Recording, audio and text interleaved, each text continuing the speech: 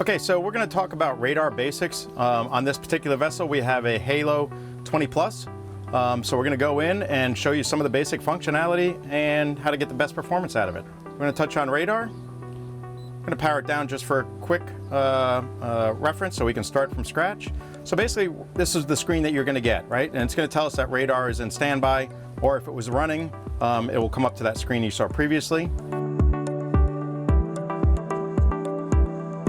To turn the radar on, we've made it really easy. Come up here to this power button, hit the power, it'll say it's detecting the scanner, and instantaneously, which is a really nice feature on the Halo radar, it comes to life. So right now, our range is about 400 feet. You can change that range by either lowering or increasing the closeness or the distance. We can take this all the way down to about 200 feet. And Halo radar, being broadband radar, is really good at showing us objects almost all the way up to just off of the nose of your boat. So this particular boat's 28 feet long, and we can start detecting objects about 5 feet, 10 feet off the bow of the boat, which gives you really great situational awareness when you're using radar, mostly which is going to be in inclement weather or at night. So for now, we're just going to zoom out a little bit. If you remember during our setup, this little purple cone angle here is my stern light. And when we did the radar setup video, we talked about sector blanking. So that's still relative here, showing that we're not going to get any returns in there because we know that it's going to constantly ping back on that stern anchor. Next thing we're going to do is we're going to come into our menu. So again, we have our app menu here. So we're in Radar app. This is going to give us all the menu settings for radar, or we can go to our hybrid keypad.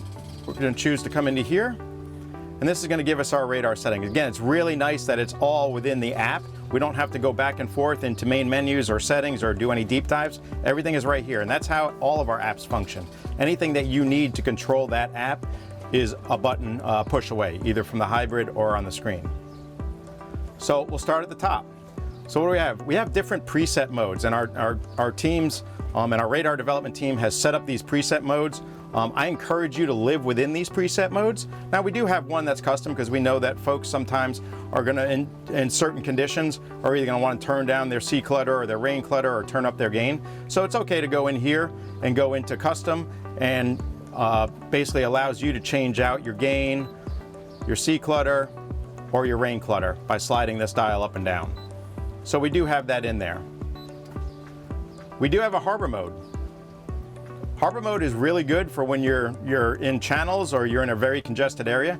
Keep in mind that we're getting a sweep or a rotation every second, and we're getting 60 of those per minute. So basically it's real-time radar, which sometimes you only see on commercial radar. So we're actually getting real-time radar utilizing harbor mode. If you go into offshore mode, you see how that slows down a little bit, right? So in offshore, being that there's not going to be as much traffic out there and you're looking to get targets from a further range, it slows down, tries to keep the object in that sweep a little bit longer to get a better return when you're at distance.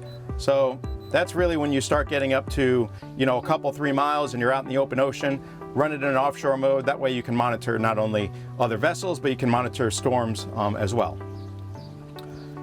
We have weather mode. Weather mode is going to adjust a little bit of your sea clutter and your rain clutter, and it's going to give you a real good idea of where storms will be. We use this a lot when we're offshore running to our fishing spots, where we see something on the horizon and we want to understand how far away that is. So if this was a little bit of a storm cloud, which it's not, but if this was a storm cloud, I could touch on the screen here and it gives me all the information. It's 0.77 miles away. It's 40-degree bearing from my current position, and I could actually touch and watch that as a target and kind of get a better understanding and monitor of that item there. And then we have bird mode. Now keep in mind, bird mode on dome radars is not going to give you bird returns at 6 and 8 and 10 miles in distance.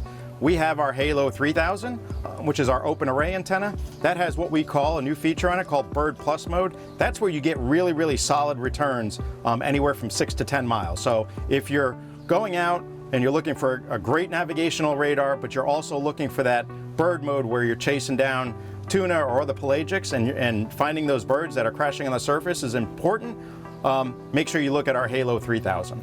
So again, predetermined modes, depending on where you are, harbor, offshore, or weather. we encourage you to stay within these modes. Our development team has really done a nice job of giving your best situational awareness in these modes.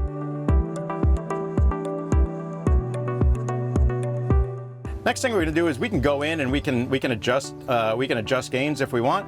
So we have a tendency to like to leave it into auto, but if you want to go in and turn up your gain, you can do that, or you can turn up your C clutter, or you can turn up your rain clutter as well. So we still give you a little bit of a manual operation, but really we like you to stay within those weather modes that we talked earlier. So this is your gain, your C, and your rain.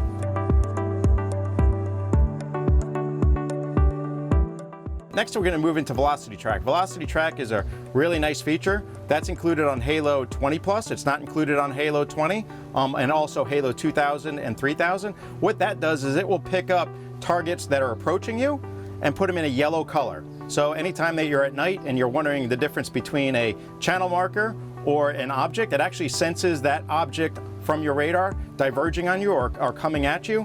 It'll turn that color to yellow to give you kind of an awareness. And let you know that there's a target approaching.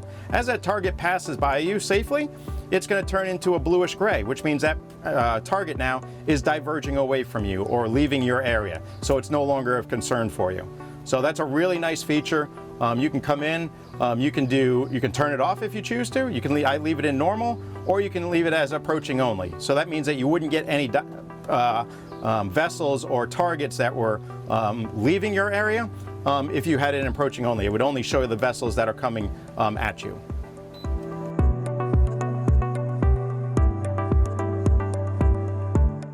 Next thing is we have color palettes. So we have predetermined color palettes here. This is really just preference on what is appeasing to your eyes, and everybody's a little bit different. I have a tendency to go into the black background and have those colors really pop nicely off the screen.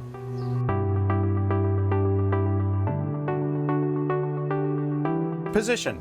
So right now we have our vessel in the middle position. On some of my previous videos I've shown you when I do my charting, I like to do the look ahead, right? It gives me full situational awareness on my charts if I were to move my vessel to the back part or the lower part of the screen. So I can do that on my radar as well. I can come in here and look ahead, right?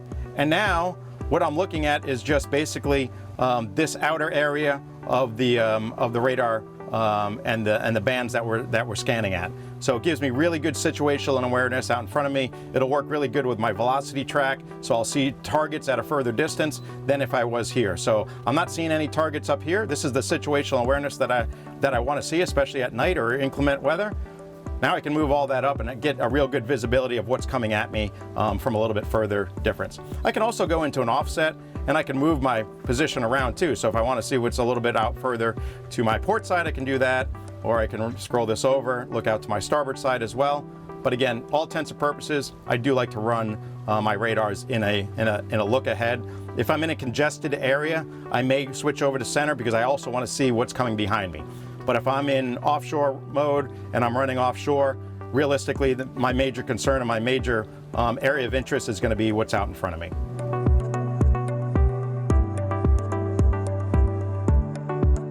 Symbology just lets me adjust my rings and what I actually see on the screen.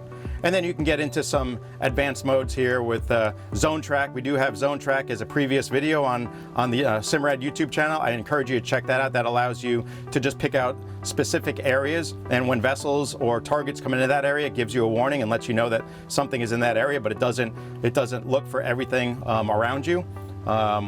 We have variable range markers.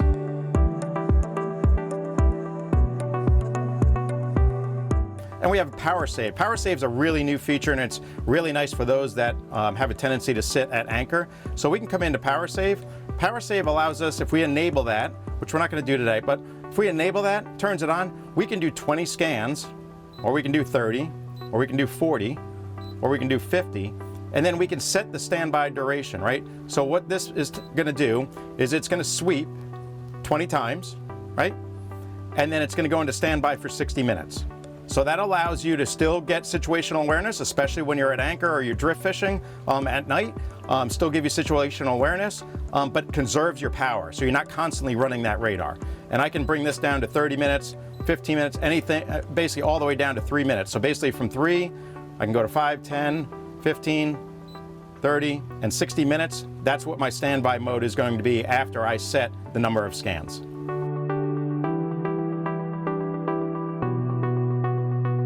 The next thing I'm going to show you is we do have the ability to run, we have one radar, we have the ability to run a split screen showing one radar on the left-hand side, one radar on the right-hand side, and we can range out differently on each of those. So it's almost like having two radars. So I want to come in here and go to my main app menu. I'm going to drag over, much like we did in charting, where we had two different charts running at the same time, much like we did in sonar, where we had two different frequencies running at the same time. I'm going to show you how we can run two different ranges on the Simrad Halo. So what I'm going to do, this is basically going to show you the same image, right? Everything is similar. We're in weather mode, we're 1.5 miles in our range, we have our sector blanking here. What's going to be different is I'm going to be able to come in here and I'm going to be able to choose Halo B. Now Halo B hasn't been turned on yet, so I'm going to turn that on,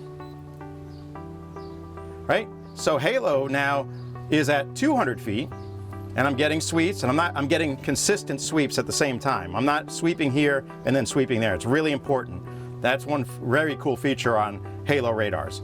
So now I'm in weather mode. I'm monitoring the weather, and say I want to do that at 4 miles out, but yet I'm navigating in harbor mode, right? And I'm down to 200 feet. I could zoom that out. Nothing changes over here. This orange outline around the screen tells me what I'm controlling, and I can easily come in here and change my mode. Again, if I want to go into offshore mode here, I can do that. I can X out of that, and boom, I'm in offshore mode. I'm still in weather mode over here. I'm still at 300 feet zoomed in on my range here. I'm at 4 miles there. Anytime that I would want to, if I'm in, all of a sudden I see a lot of targets coming into my area, and I wanted to image this screen out, I don't have to go back in and pick my single radar. I hit this little button here, and it brings up full screen. And now I can control this however I want via full screen. If I want to go back to my split, and this is for any app that we have on the new Simrad operating system, I can split that back down and get my split screen with my active radar here. This is the one I would control. If I wanted to change the range on this and go out a little bit further, I can do that as well. So wherever this orange line is on your split screens, that's the part of the screen or part of the app that you're controlling. So some really cool new features around Halo radars. And some really cool preset modes that our team in our radar development team has done to give you the best situational awareness on the water with the new Simrad operating system shown to you here on Simrad NSS 4.16.